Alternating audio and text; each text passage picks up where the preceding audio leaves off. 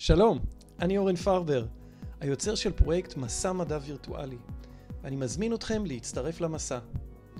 מסע מדע הוא תחרות קבוצתית ברמה גבוהה בנושאי מדע, מתמטיקה וטכנולוגיה. כל קבוצה נפגשת פעם בשבוע, פיזית או דרך המחשב, ומתמודדת עם אתגרים שעולים לאתר התחרות. כל שבוע בערך ניפגש גם לשעה בזום, כדי להכיר אתכם טוב יותר ולהציג את הנושאים שאיתם תתמודדו. הכלי המרכזי בו נשתמש במסע הוא גוגל ארת.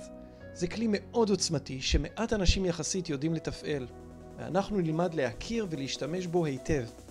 ניצור פרויקטים, נראה איך לעבוד עם קורדינטות, לעשות מדידות מדויקות ועוד הרבה מאוד. נושא מרכזי נוסף הוא צילום ומדע. נראה איך עולם הצילום ועולם המדע מתחברים בהילוך מהיר, הילוך איטי, צילום מיקרוסקופי, ועוד שיטות צילום שאפשר ליישם גם בסמארטפון שלכם. נדבר גם על עולם המתמטיקה וההיגיון, ונכיר כלי חשיבה חזקים שיעזרו לנו לפצח שאלות היגיון, חידות או בעיות שנראות לכאורה בלתי ניתנות לפתרון.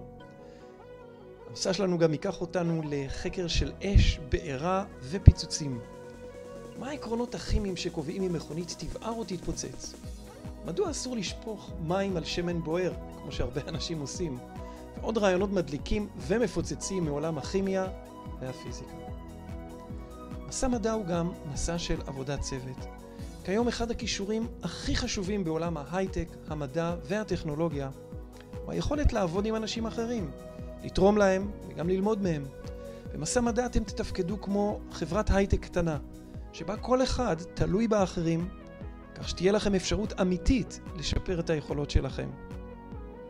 אם אתם מתעניינות במדע, רוצות להשתפר בעבודת צוות, וגם להשתתף בתחרות עם פרסים, הצטרפו אלינו למסע מדע. להתראות.